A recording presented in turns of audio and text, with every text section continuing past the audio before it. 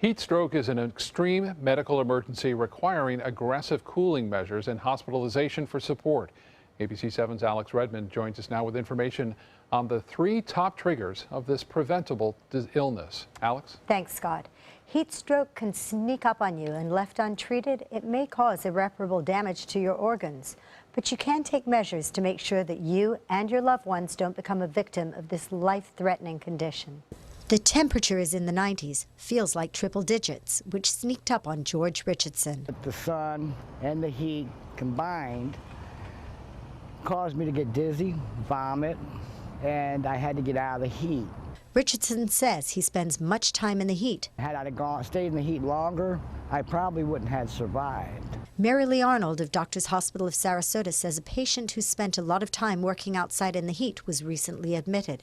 They were doing some construction at a site, and they got to the point where they were sweating so much they didn't feel well anymore.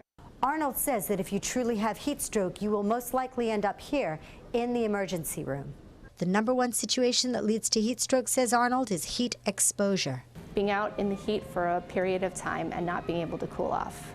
And next you know, I started cramping up, I started sweating, I felt like I had cotton mouth, and next you know, I went down. Fernando Vega says luckily his nurses were with him. We're like, you're going through a heat stroke. ER nurse Danielle Cupp says dehydration is a heat stroke trigger. Cupp administers hydration fluids. Some with electrolytes, some without. We replenish sodium levels, we replenish potassium and chloride levels. Staying hydrated, says Cupp, helps keep patients safer through summer months, including athletes who preempt events like football games and marathons with IV hydration. Also, we're able to do it after, so post-workout. The Environmental Protection Agency finds heat the leading weather-related killer in the U.S.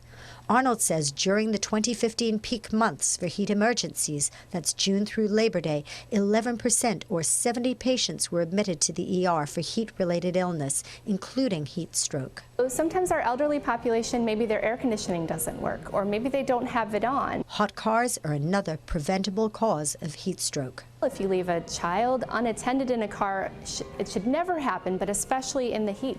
And pets as well. Pets can also suffer from heat stroke too. We want to take care of them like we would our own family members.